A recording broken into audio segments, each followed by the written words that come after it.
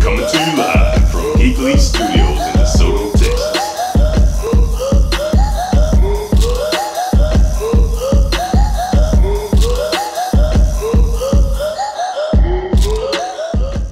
He's doing it so well. And okay, I got to share this on my Facebook page. Make sure, since we're live now. I almost forgot myself. I told. And what is your background, though, Jennifer? While I'm sharing this, I just want you to let the people know, where'd you come from? How'd you get to this point? How'd you become the success story? Did it just happen overnight? Did you just stumble up on this? Did you encounter any struggles? What's your background, Jen? Oh, my word. Well, so I was born in Washington, D.C., and my dad worked for the government, and so I kind of grew up in that environment first part of my life, and my dad was always in energy and the environment, so the joke was I did never get Lunchables. I don't know if anyone listening is old enough to remember Lunchables, but I was always so embarrassed because we couldn't have the packaging, right? You know, the packaging was wasteful, so I never got to be the cool kid. But of course, that exposure really, I see it now where I said I'm never going to do environment or energy. That's my dad's thing, and lo and behold, I'm working in sustainability. I'm trying to create a purer city for all of us in terms of being resilient and taking care of our resources and all the good things. And so we grew up the second half of my life in Chicago and went to school in Virginia. Wow. That's some major cities. Yeah, so we've seen it, and I ended up down here in 2005 and thought I'd be here a couple of years and go back to Chicago, and 2005 was not 2 or 3 years ago, so you can tell. You loved us that much. I do. I think Dallas has got so much potential, and there's so much work to do, but Dallas hasn't quite figured out who it is yet. So I think we can have an opportunity to dig in, which you can't do as much in a more established city. So and help them figure that out. Definitely. And so thank you for sharing that. So DC to Chicago, so you made the opposite moves of President Obama then. So I did, but I like to think that I went through adolescence and figured out who I was where he did. So I feel like we're in good shape. Nice. We should all be so lucky. Yeah. So both of those are very cold places as well. So what was that transition like to good old Dallas, Texas, and this Texas heat, and this it's snowing in the morning and it's 90 degrees by the afternoon. Yeah, you stay a little longer. It's raining. None of my friends believe me. They're like, oh, it's just perfect weather and it's never cold. I said, it's never cold for longer than 12 hours, but it'll be 30 degrees an ice storm, and then it's going to be 95, and you can't ever pack away a season of clothing, So true. Oh, so true. All the things. Yeah. It's been great. It's been great though. But every year I think I'm used to the heat, and then it's August, and I realize it's anything over 90 is just hot. There's nearly no difference after that. Right. And I think we learn how to cope by staying inside and air conditioning. I think this is what I've heard some people say about the winter. It's like, we don't go inside. We stay in where it's heat. It's like, that's pretty much it. We just don't realize. And growing up, I just want to know, what were you like? What did you get involved in that? I know you said your dad was in the energy space more so, and you didn't see yourself doing that, but what was kind of your path to even get there? Like, what you had to be involved in something that connected to it, that you were just like, well, I actually do enjoy this. Yeah, no, absolutely. What was that journey? What was that journey like? Well, growing up, I was extremely shy. I was super shy when I was younger. And it really took me coming out of my shell, and I think moving across the country, I really credit with you have to make friends, you have to kind of break in, and so I think that's when I started putting myself out there a little bit more, and that's a really tough thing to do, especially as an adolescent. But I got into sports, and sports were great, and did some kind of conservation work and recycling and kind of event planning through the school. You were doing this in like junior high school? Like high school, yeah. Wow. Because I peaked athletically at 16, so my 9-month-a-year basketball career ended early, and So you shot down all your basketball, all your hoop dreams were finished by like junior year? They were, because I was 5'6" when I was 10 or 12 or something, probably 12. You sound like my wife.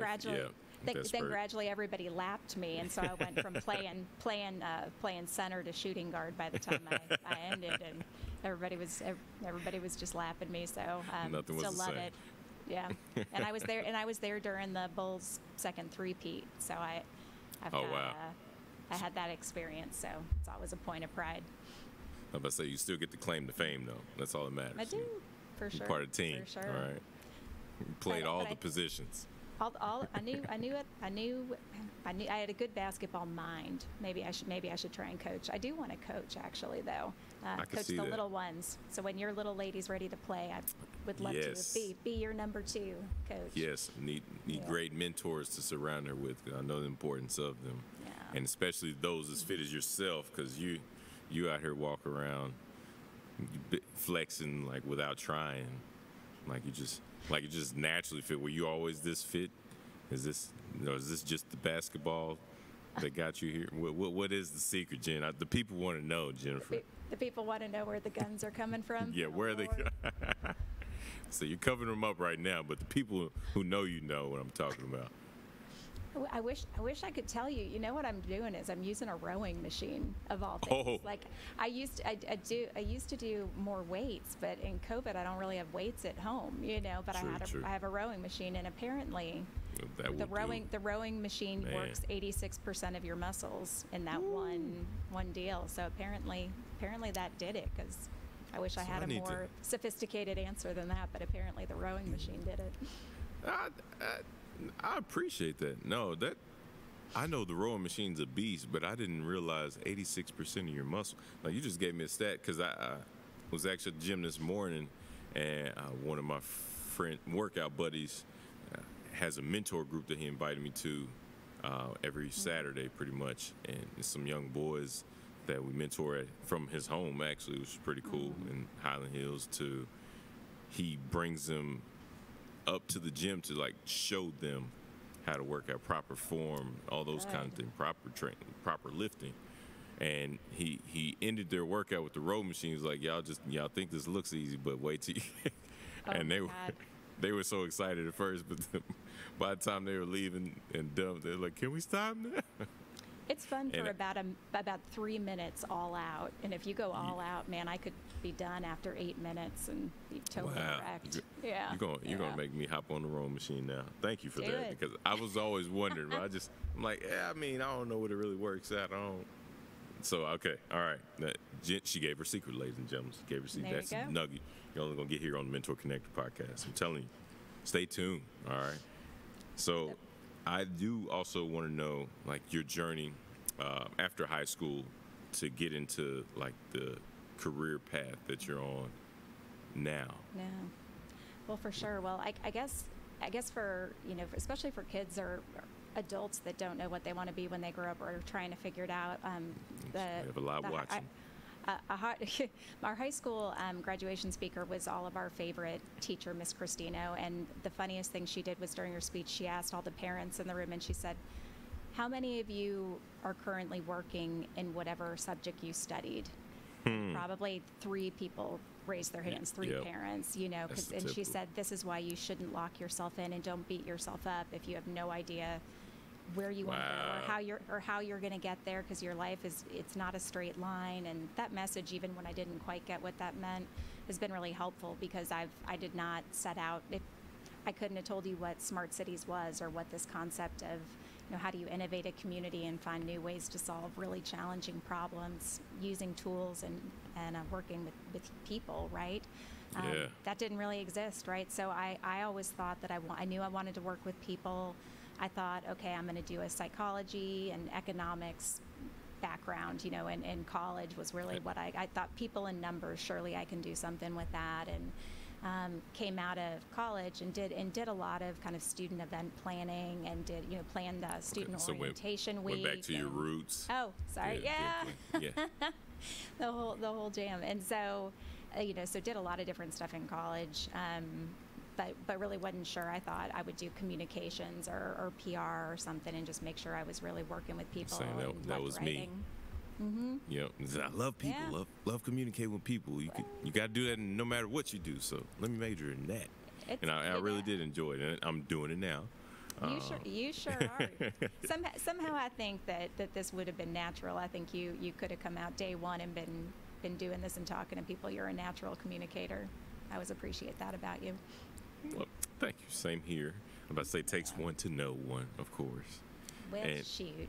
Mm-hmm. And so you're basically saying your college professor giving you that nugget of wisdom resonated with you on a different wavelength that allowed you to take that into your future career search, like when because you were navigating still event planning, which was your roots from high school, and to being all the different types of jobs I'm sure you held on target to get to where you are now, correct?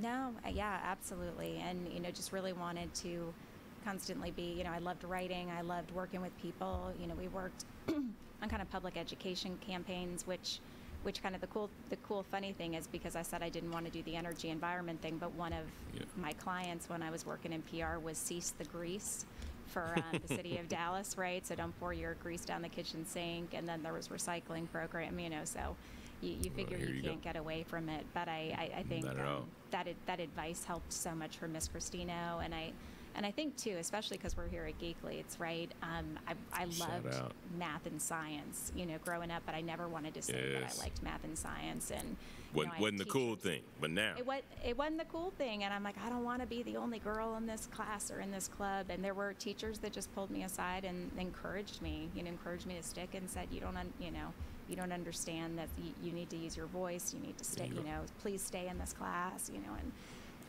and I wish that hadn't been a reaction that I had was I shouldn't be here. But I'm hoping for the young ladies that are coming up right now and are going through school, they know that they have a spot in that room and they should be there and not to question that in any way. And it's just a special thing to see everything evolve. Yeah. And I'll tell y'all over and over again, come find me. I'll tell you to stay in that chair. Stay in that chair. Come up here and learn to code, learn to do game design, and be cooler than I am. That's for damn sure. It's kind of tough to do, Jen. It's real. Kind of tough to do. It's real. That's real talk. But you're absolutely right, and I love that you said multiple career fields within speaking about gaming and esports, what all Geek Leads represents, because there's so many different career paths within this genre, so to speak, and it's something that's taken the world by storm, especially after everything happened with COVID, because people are going online and people are actually encouraging kids now to stay home and play games, or at least they have been for the past few months. So then now, as more celebrities are getting involved as well with these tournaments and the leagues, more people getting exposure to esports, which is something Geek Leads has been doing for quite some time. When Danny Martin started back in 2015 here in Dallas, doing it when it wasn't popular, and just like like you're saying, growing up, it wasn't necessarily popular to be considered a geek and interested in science and math. Like I remember I had to hide my intelligence and dress like a cool kid, but I always, as my JROTC colonel would say, but David always keeps his books in his backpack though. He's always studying. It's like, you didn't know you could be both, but now you know you can be both, right? Bingo. You don't have and to you're pick. Yeah, exactly, and you're making it look cool being both in your space. It's a cool nerdy space. Again, I'm just really lucky, and I think when you were asking how did you get from A to B or C or D or whatever, I did the communications thing for quite a while, and along the way, hit some, some hardship for various reasons. And so was working at Starbucks for a while, same time, and, waiting tables and doing some firm jobs, and went through a recession and all of that stuff. That's the part people don't hear. Yeah, that's good. And so wasn't all peaches and cream.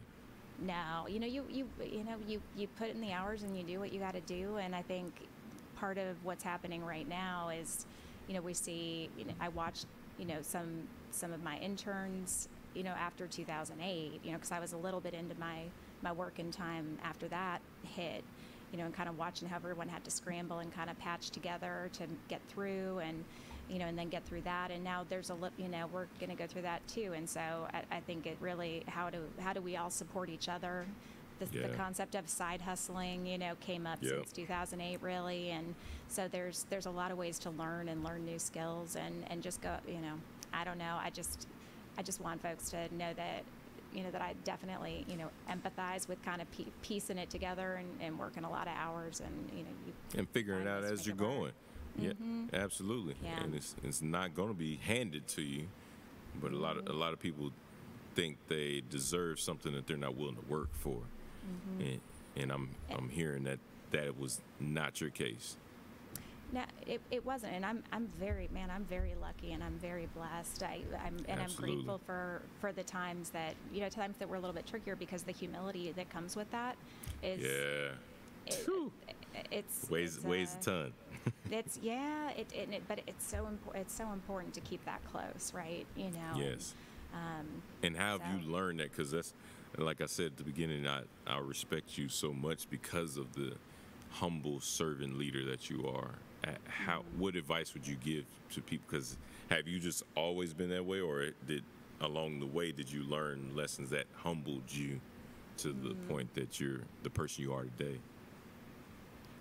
No, I probably should have thought about that answer. I think you're fine. I'm lucky in the I'm lucky in the parents that I had, who were two of the most modest and humble people that I know, and some of the strongest faith of anyone I know is my parents. And so really we were raised to work hard and not take credit, not ask for credit for that, and take care of others, and I hope that's what I do most of the time, and we've all got work to do, right? But absolutely. I think remembering some advice I got from another mentor when DIA started, and can kind of talk about how that leapfrog happened. Basically, if you want to make a career change, go create that job and then go do it. It's kind of how DIA happened. Bingo. A little bit. Bingo. Absolutely. And work on it nights and weekends until you can raise money to go do it as your quote real job. But that's a huge nugget right there. Y'all don't miss that though, seriously. Because that is, a lot of people think it just happens overnight, but no, you may work on it overnight and weekends for some years, working for someone else, doing something else that you may not be as passionate about, but eventually you keep working, grinding, keep not looking for the credit or someone to pat you on the back so that you stay motivated. You do it, and it lines up, and you become a Jennifer Sanders. So, my Lord. Well, but you make a good point too about the creating what you're passionate about, or doing that, because something that I had thought for a while before DIA was I really liked what I did. I don't want to minimize that. Like, I really loved the function of what I was doing, but it wasn't feeding me, in a big sense. But I didn't know what was that thing. Is it realistic that could be my passion, could also be my day job, like what I get paid to do? And I had kind of thought, it's okay if it's not. I'll get involved in these things over here. I'll do my job to the best of my ability, and I love my clients and all of that, but it's cool. They just may never, it's so rare, it may never be the same thing, right? And so that, I just thought that was going to be my story. And when I started to understand kind of this concept of, how do cities get built? How does technology and energy weave into that? And how do you improve lives through the use of data and keeping it human-centric and all of those pieces? I started building DIA, on top of, the agency job I had, where I was working a lot of hours, and that was the year I was doing Mayor's Star Council too, David. And so, gracious. I think I blocked it out, honestly, because I don't know how I didn't drop, Seriously. doing that. I don't know how either. But when you love all of it, you can't do it forever. Like, I do not advocate doing that for years on end. No. At all, or I don't even know what shelf life I'd put on that. But once I realized this is what I geek out about, like this concept and these things, I just dove in and Trey, bless him, I've known Trey Bowles for years, prior to, yeah, no man, prior to DIA, and so the joke was, the longer I know Trey, the busier I get, and so that sounds very accurate. Oh my gosh! So Startup Texas and the deck and Mayor Star Council, and then middle of Mayor Star Council, I still remember where I was sitting on the porch, and he was like, "Dallas has to get on this smart cities thing." And I said, "Trey, that's my favorite thing, right?"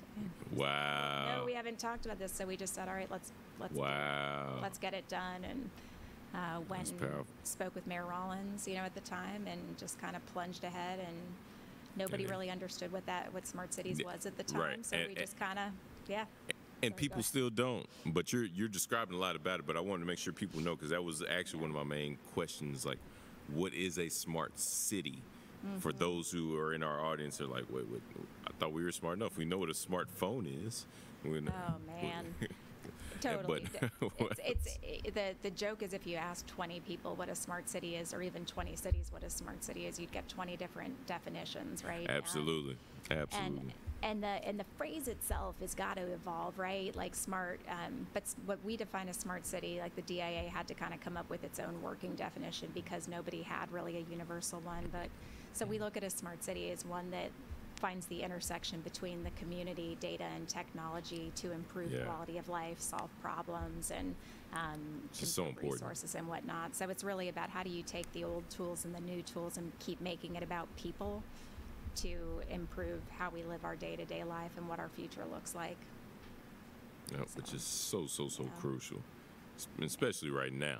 I think everybody's understanding the importance of that intersection actually being as efficient as possible, because for those who are now having to, or being forced to hop on technology, being forced to have Zoom meetings, and especially I know a lot of those in my network who are of the older generation, like a lot of the technology that they were refusing to deal with or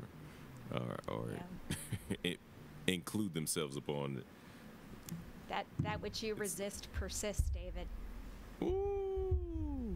Yeah. Ooh. You can only deny it for so long. Yes, but truth is truth. Yeah. But wow. That's good. But we got to make sure how to do it responsibly too, right? Like all the new technology and all the use of data, and there's so many conversations to be had about how the technology is applied. So it's really a critical time to be in this space that's constantly evolving, and again, encourage folks to look into cybersecurity, look into this type of programming and AI and data ethics. I'm reading a lot about data ethics and data privacy right now to really understand, what does this really look like, and how do you weigh the benefits with, how do you make sure you're doing it in the right, using it in the right way, because there's some great examples both ways. So that's a good point. And why is this even important though? Why should people even care? Like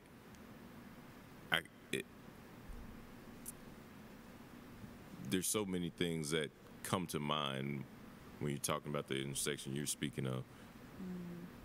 But I feel like there's so many naysayers out there too, to say, like, well, why does it even matter? For the data technology community, why is that? Why do we need to study that? Why do we need to? So I mean, I think an example is one, if you go in and you talk, like Dallas is a massive city, right? And every neighborhood's different. They've got different needs. So if you go in to a neighborhood and say, what keeps you up at night? What do you want to see change, right? Right. And someone may say, I want my kids to be able to walk home from school safely, but their crosswalks are terrifying, the road's too big, and the park isn't safe because the lights are always broken and they never come to fix the lights. And I want to be able to feel safe and that my child can do internet at home, as an Yeah, example. yeah, That these are big things, health and safety, real concern, and connectivity, real concerns. And so if you say, okay, like now that I've heard from you what you need and not made up in my head what I think you need, right? Or what's that's so important. That is so important, Jen. I'm so glad you're speaking on this. Yeah, because that was one of the most important things, for me as we plan these projects that we've been working on the last 2 years, is to go in and say, I'm here to sit down, shut up, and say nothing, and I want you to tell me what you need, because I don't ever want to make an assumption and come in here and be baked, have a plan already baked, right? And then this is in communities all over, all type of communities, right? Or is it predominantly underserved, or what kind of communities are we talking about? Because I've seen you all over. So, yeah. Well, we try and mix it up, right? So for the DIA specifically, the projects we did the first couple of years we did in downtown Dallas, and there were a lot of reasons to test a bunch of projects in a smaller area that was really dense, because you can really make sense of the data much more easily if everything is really compressed, right? And then we knew the second phase, we wanted to be in South and Southern Dallas and really look at kind of these core challenges that tend to be more prevalent around mobility and health and public safety, and looking at access to internet and broadband. And so in meeting with probably 80 community leaders and organizations over 15 months, and just saying,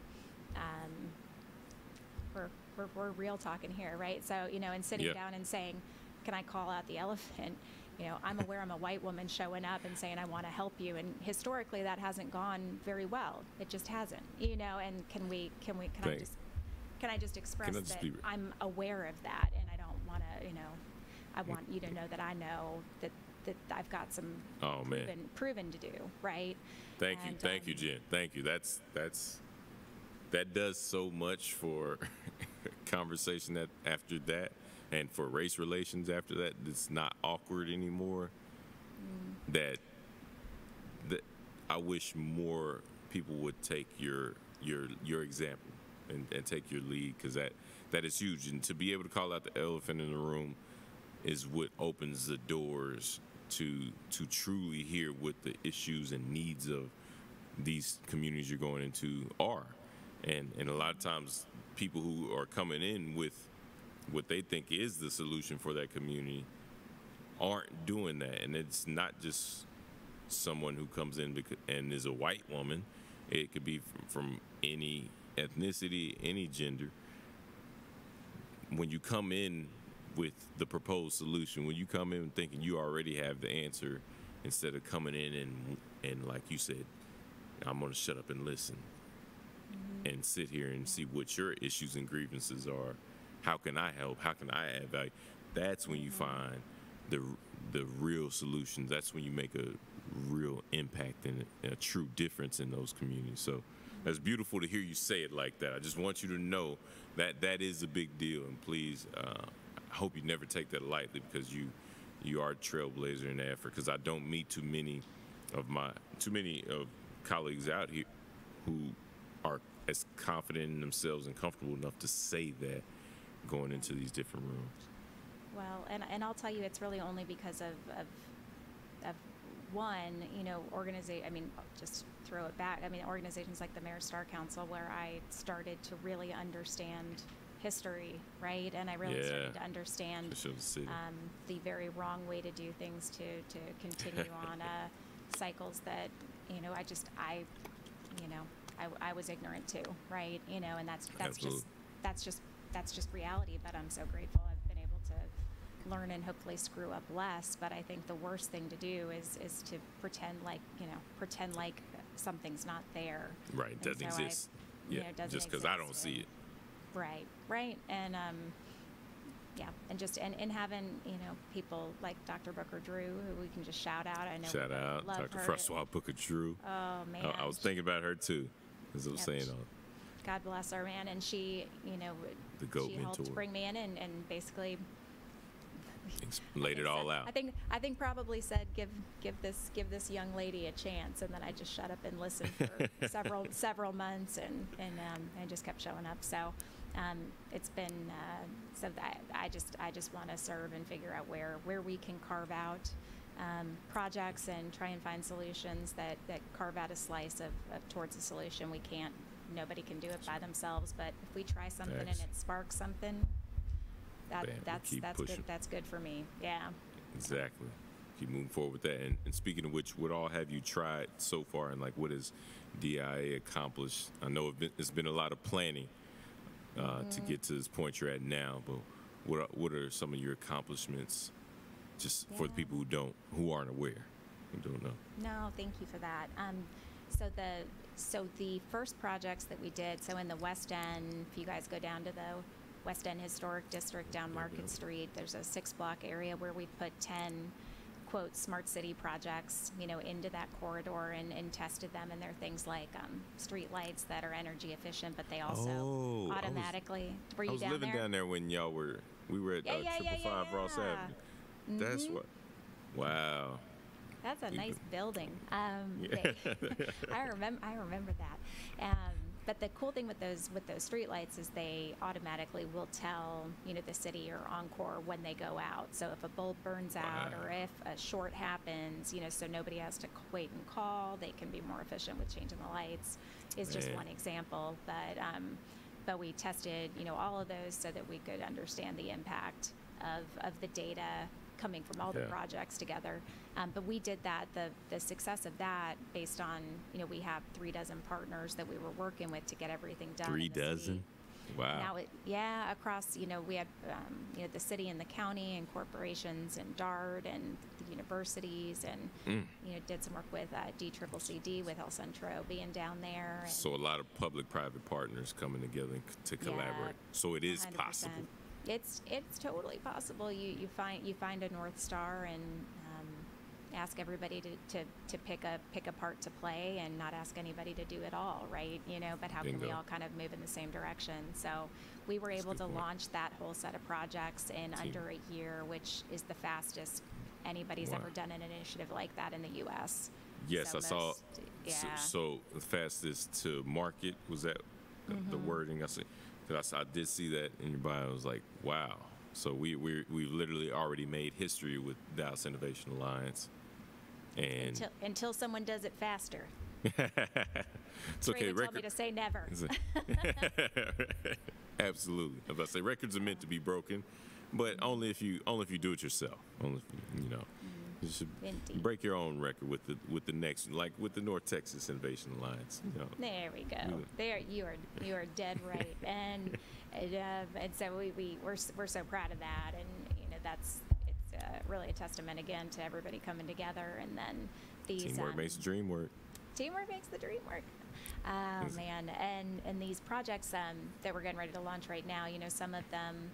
We did a project with Ford that is providing a van that can do on-demand transportation for seniors needing to get to medical appointments that struggle with transportation and the length of time it would take them to get to the doctor, and that during certain appointments you sure don't want that, and all of that good stuff. So we were able to do that with Southern Dallas Link and Curtis Corbin's and with the State Fair and with Ford, and so pulling everybody together from that perspective has been awesome, and working on some other mobility projects that are meant to create better and more efficient access to jobs and employment centers, but also to core amenities like if you're somebody that lives in an area that is in a food desert or a health desert and you just don't have those facilities close enough, how can we create different ways to get people where they need to go faster? Is it on demand? Is it create, basically how do we create direct connections that allow for better quality of life and better health and all of the good things? So those are kind of transportation side, But the really cool thing. So that's just one side. That's just one arm. That's just one of the arms. But the really cool thing. You want me to talk about the cool thing on Monday yet? No, you dive right in, because I was going to ask about phase 1 and 2 and all that, and you already talked about the record-breaking history making.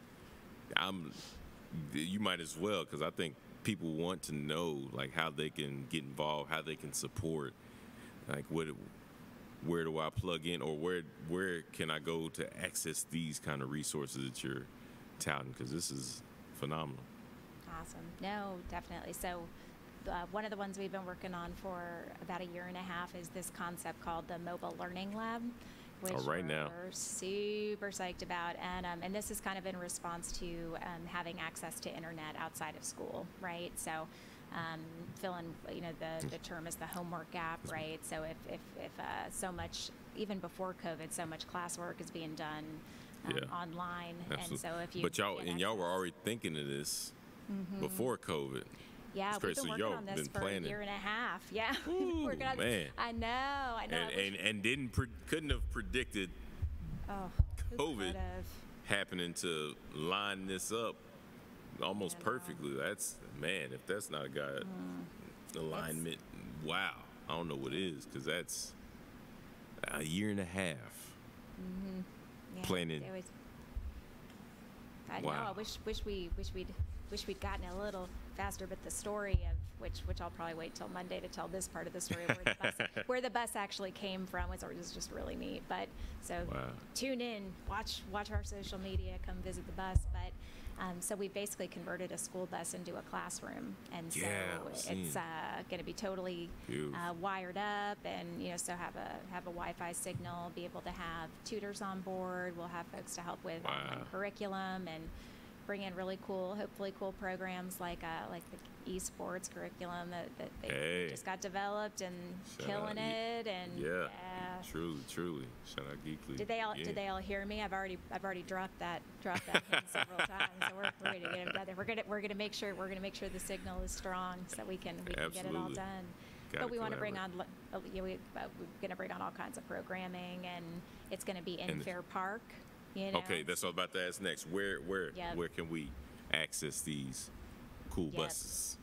Yeah, so the bus is going to be, it's inside Gate 5 at Fair Park, and on the website and some other places we've got kind of turn by turn. But if you go in Gate 5, which is Grand Avenue, you'll see the bus literally immediately on your right, and you can access from the main gate at the Dart Rail station as well. Okay. So this is like the initial launch will be at Fair Park, Gate 5, go in right there on the right. Yep. And that's going to be where you're starting. But I heard about there being more than a few buses. About how many of these will we mobile learning labs? How many of these suckers are we unleashing on the unsuspecting public? Well, we've got ours, which is the one that's fully converted, and so that'll be in South Dallas Fair Park, kind of full time for a while, and then we're gonna see if we mix it up a couple days in different places. On weekends, on Saturdays, we're gonna do kind of half-day workshops and kind of deep dive into some cool stuff, and that'll be all over Dallas. We'll switch it up. There's also extra buses, so DISD, is doing as part of their Operation Connectivity, they're piloting eight buses that are going to be parked with Wi-Fi also, and so we worked with them to get that Wi-Fi on board, and so they'll be doing their pilots too, and we'll kind of compare data and what worked and what didn't based on different locations and all that good stuff. So there'll be a bunch kind of covertly and some not so covertly out on the street. So we're really excited about that and see how that works, and as we all work toward getting internet everywhere. Yeah. All the time, All the time. Because and for those who have the access, it's not even a second thought until everything that COVID forced people to do work-wise, and it's like, oh man, I didn't realize my bandwidth or my internet speed was this slow, or I needed to improve this, or I need to call and see about. But we think about, when you have the access, you think about how it should be improved, but we don't even think about if you didn't even have the access, you didn't have the Wi-Fi capability. And so what you're doing is so important, and I'm still mind blown that really this is just one arm of what all you're doing, with all projects you have going on. It's great work the Dallas Innovation Alliance is doing, and now North Texas Innovation Alliance. So it's so cool to see, like, you continue to grow, because I know you've been committed to this. You've been diligent and faithful to the cause for a long time, and it's not easy to plan something for a year and a half and not be able to spill the beans. I'm sure you were so excited, like ready to tell people, like, this is what we're working on. And we're doing this bus thing. Who's got a bus for me? I mean, that came up a lot over about a year. I'm like, who do you know that has an old bus they want to get rid of? You say what? Yeah. And I'll still look. We can do more. Does anybody have a bus they want to get rid of? Hey, Just bam. throw it out there. Ready. You know how to connect us. You see, you're watching now. If let us know, especially Jen, or let me know. I'll tell her.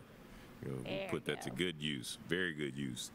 And so you're involved a lot in the community in general, and I really just want to know, why is that community involvement engagement so important to you, both personally and professionally? Well, I think it started from the involvement started from I had things I was so passionate about, and like I mentioned, I was kind of trying to put together the life I wanted and the kind of the fulfillment that I wanted, but was looking at it from, okay, well, I'll get involved with this organization because I love this, and this organization because I love this, and my job I love in this way, and so you really just find a way to get that fulfillment. But things that align with what you already loved and were passionate about. 100%, and the things, the causes, for example, the Suicide and Crisis Center of North Texas is, unfortunately continues to be more and more important, and I'm somebody whose life has been touched by suicide more than once, and it's just we say it's a permanent solution to a temporary problem, right? And not enough people realize how big a problem it is in our communities, and when I'm working, mentoring kids everywhere, I didn't realize until I started asking how many kids had thought about taking their lives, and I've gotten shocking feedback, shocking results. In a lot of communities that you're catering to is where I've gotten some of the most surprising results, because I didn't even think kids really understood what that meant when you're talking suicide. And man, a lot of adults are still battling things, and I've had people in my life I've loved and cared about commit suicide in the last 2-3 years, and it was shocking, because you think, and the exterior people look and appear normal or one way, and you just never see it coming, because they're battling things internally that you may never know about. That's why they always say just be kind, just be kind to each other. Yes, there's a story of we won't go totally down the rabbit hole, I promise, but they I guess two things about that. One is there's a gentleman that attempted to take his life jumping off the Golden Gate Bridge and survived, which in itself is incredible, man. And but he tells, now he speaks and he tells the story of, he's like, I had decided today I'm going to do it. Today, I'd been thinking about it. He's like, today I'm going to do it. The only way I'm not going to do it is if someone asks me if I'm okay or how I am today before I get to that. And he was on the bus, for an hour and a half, and it's probably I would imagine visibly not okay. And he said, not one person looked me in the eye, not one person asked me how I am. So I said, all right. And so, just the chilling nature of that, and us just seeing the humanity in each other, just check on each other. You just never, ever know. Never know what other people are going through. We're all battling something, going through something. We sure are. And the other advice that was given, sometimes has to be given to me over and over, and I think social media makes this challenging for everybody, right? It's, don't compare your insides to somebody else's outsides, because social media is not generally reality. That's not generally what everything looks like. I like to say it's people's highlight reel. Absolutely. And you're comparing your everyday. You're not seeing the struggle they are going through to get to the. You're just looking at their highlight reel and comparing your day to day, and it's like, no, don't be that unfair to yourself. And so, no, thank you for sharing that, because those are two great points that would save a lot of lives, honestly. Whether it's they're taking their own life, or it's the enrichment of someone's life just by being kind, just by sewing in to someone else in a positive way, positive compliment or feedback, or just saying hi. Goodness gracious, man! So many people just don't even acknowledge people when they're in passing or, buying something from a grocery store or restaurant. And just showing gratitude, acknowledgement, saying hi, being kind. So many ways we can do, so many small things we can do to just enrich others' lives. And when you're not only thinking about yourself, it's a whole lot easier to do when you're not self-centered and selfish. So I think that's really the core of most problems on both the being depressed side, because you're only focused on yourself and what all is so terrible in your own world, as well as the person who could be helping the person who's dealing with that depression. So if we just get out here and love people more and do what you're doing, serve our community truly out of the right place for the right reason to help in that intersection, that connectivity, bring in more resources, we all be better off, Jen. So we need more Jen Sanders out here. Is basically what I'm getting to. That's basically the point I'm trying to make here. We need more people like you out here. Don't oversell that. It's a dangerous concept, dangerous prospect. Oh, man. Indeed. And you mentioned speaking in there, and I know you do a lot of speaking. I don't want to go too far into how much you've done, because it would take a whole nother show. But what is, I just name a few of the most memorable or rewarding speaking engagements that you've had in your career. Well, I think the ones that if you could have pinched me, or knocked me over with a feather. I don't know. If you'd ever told me I would be speaking at South by Southwest, for example, I got to speak at South by Southwest. Man, that's awesome. A couple years, and then the biggest Smart Cities conference in the world is in Barcelona every year, and I saw that too. Yeah, you see that on there. And I was lucky. I've been lucky enough to speak there the last 2 years. Man, and blessings. It's and that's just, it's just bananas. If you'd asked me 5 years ago, if you'd asked me at any point, a year ago, 5 years ago, what I'd be doing, and I couldn't have predicted it. That's why the joke is, I wish interviewers for jobs, you can ask me whatever you want, but interviewers for jobs saying, where do you want to be in 5 years? I'm like, has COVID taught us nothing? Nobody could have predicted it. I couldn't have predicted where my life is and whatnot. But so those two are surreal. But then there's I've spoken to some high schools, which is always really impactful, and I've gotten some of the hardest questions from the audience I've ever gotten from a group of high school kids. I mean, just really want to know. Take a beat, very hard questions. They want to pry. Yeah, they do. It was straight. They were asking me about some of those privacy questions in Minority Report and surveillance state, and what was I going to do about oh my God. I said, oh my God. It's like, I can't tell y'all everything. I can't. We can only fix things so quickly. I can't reveal it all. I said, let me go find a really smart person you can beat up about that. Surround myself with smart people. Or if you want to intern, we're taking we're taking applications. You can find out more. 100%. But those are awesome. Some of the really special ones. Beautiful. So I have to know, what future plans, big things you have coming up. I know we can reiterate the event on Monday. But also, do you have anything else going on that the general public need to know about? Sure. So the biggest thing is the Mobile Learning Lab lunch on lunch. I hope I eat lunch.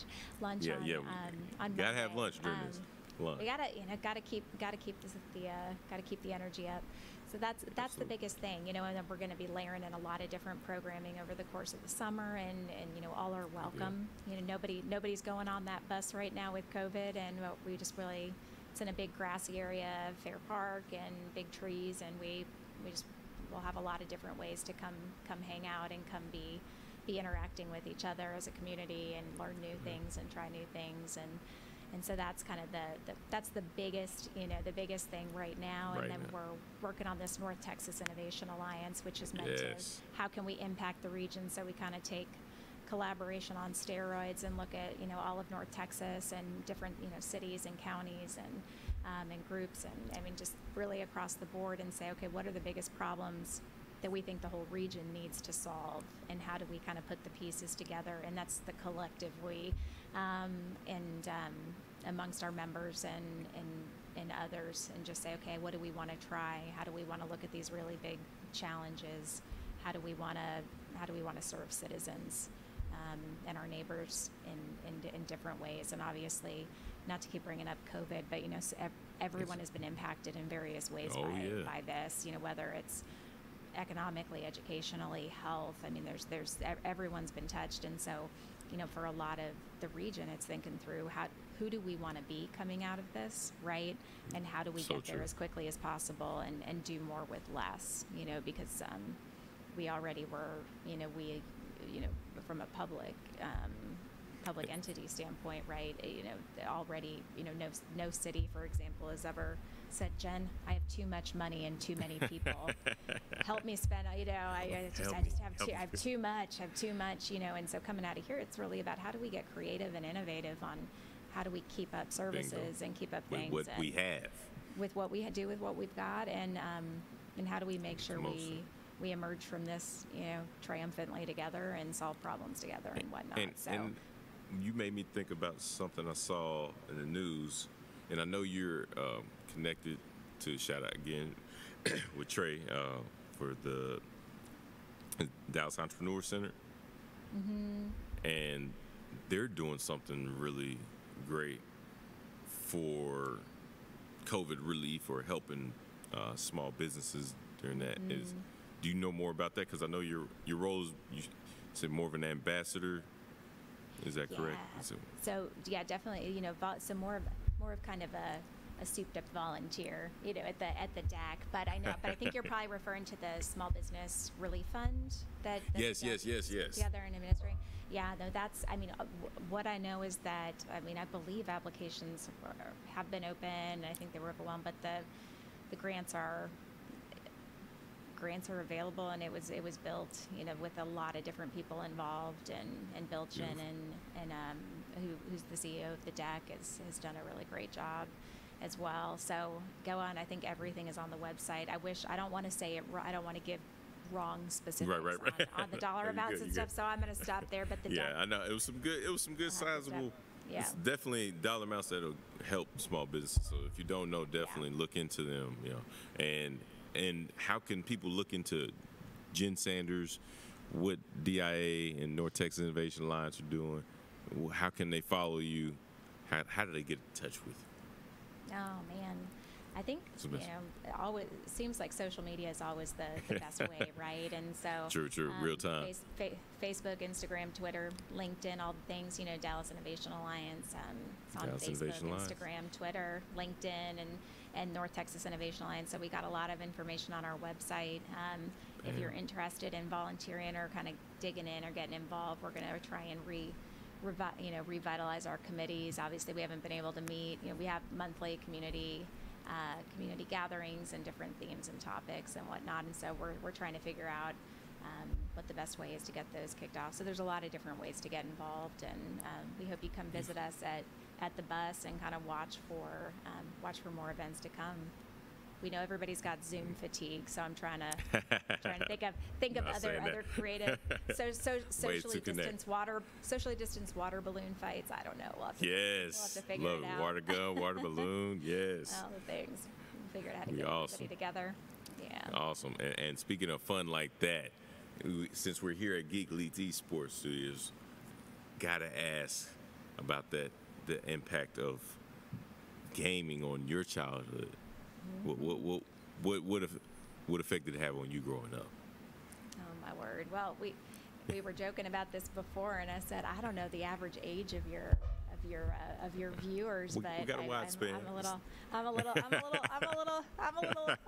older. I think I'm skewed up, but I grew up during Atari old school Oh, Nintendo right now. and Game Oh, Gear and yeah. all of that, and so none of the multiplayer kind of real time deal, but like Oregon Trail, all the things. But I just remember Oh, it was something to talk about. When you came into school, it was a way that it was one of the things that my dad and I did together. Is Oh, so it's bonding piece as well. Yeah, It's conversation piece, fun. school, bonding piece. Yeah, and well, and I'll say my poor dad surrounded by women. I have a sister, we had a female dog, we had all the things, Oh, and so man. I'm like, so I think I'm praying that's video not game me. is a good respite. Only man in the house right now. Be careful. Be careful what you. They say if you pray for patience, you'll be standing in a lot of lines and sitting in a lot of traffic. It's so true. It's so true. You want it bad, and you know. Yeah. Got to go through it. And so, thank you for sharing that. And lastly, since we are on the MentorConnector podcast, of course, got to ask you, who are some of the most impactful mentors that have touched your life? I think. Oh man. And no pressure. You don't have to name all of them. Just a few. There's been to your point. There's been so many, but one. My parents really by their example, absolutely, of just being two of the most incredible humans I know, and the fun thing with my dad and I, because now we're kind of in the same space, he really gets to be a kind of a direct professional mentor as well as human mentor and call him with advice. And my grandmother was always in service and volunteer positions and school board and the Red Cross, and so I really have always looked up to her quite a bit as well. And then, as over the years, I kind of, we collect each other, right? And there's some absolutely young ladies that I mentored when they were young, and now I call them for advice, Yes. And so it becomes this very beautiful how it works. Beautiful thing, So I'm lucky, and I think that really good advice I got from a mentorship perspective was, don't just look for mentors in your field, because I kind of thought I've got to find somebody in smart cities, or I've got to find someone in PR at the time or whatnot. And great point. They said, no, pick folks in the function that you want. You need some professional guidance, but you really actually want people that are not in your industry. Pick people who have what you want from a life perspective, right? Yes. And then pick people that you can grow from professionally and personally. And so finding, so true. Just finding people. And matter of fact, that's what Mark Cuban spoke about at the first Mayor's Star Council. Man, why the name just slipped me? The annual event, Engage Dallas. There we go. Mm-hmm. Yeah, because he said you should have a mentor for every aspect of your life, like one for finances, one for marriage, one for your spiritual walk, one for your mental health, one for your fun, your travel, like. And you shouldn't be monogamous with your mentors. I thought that stuck with me because I never heard it put like that. Right. Mark Cuban has a way. He has a way. He does. He has a way that sticks. That's for sure. Oh, definitely. So I'm definitely hearing you say that, and then even hearing you bring up, of course, the one of the greatest to do it, Dr. Francois Booker Drew, and even Trey. I see them as mentors to so many in so many different ways as well. And I'm sure they learn a lot from you as well, Jen. Oh man. So if but a colonel, I'd be honored. So, Well, thank you for coming on and sharing all those kernels with us, because you've definitely given some wisdom to our audience that does range from the youth and teen range to older than us range. So yeah, I'm sure everyone who's watching this and who will watch this has gotten something very valuable out of you sharing just part of your story, just a powerful part, as well as your journey to being in position, and about your great organization and how it came to fruition, the work that it took for you to get to this point. So congratulations on all that you're doing with Dallas and Texas, North Texas Innovation Alliance. I'm sure it'll be Texas soon enough. But we're working on it. Absolutely. I'm sure. I mean, national, y'all coming for me. And groundbreaking, record-breaking, and you're doing so much for the community that at the same time it's just beautiful to see it. And we thank you for your service to our community. And please continue to let us know however we can support you and get involved. And we just want to keep seeing this work grow and continue to get better. You're doing a great job. I so appreciate you having me, and thank you for everything you do. This has been so much fun. I'm glad you had a good time. We did too. So thank you again for coming on the show today. Again, y'all, this has been another very special episode of the MentorConnector podcast here on the Geek Leads Esports Masterclass. I'm your host, and thank you again. I'm your host, King David Reeves. Yes, that's me. Thank you again to our very, very special guest, my sister and friend, Ms. Jennifer Sanders, for coming on today and sharing with us so much value. We thank y'all for tuning in. We love you, and we'll see you later. Coming to you live from Geek Leads Studios in DeSoto,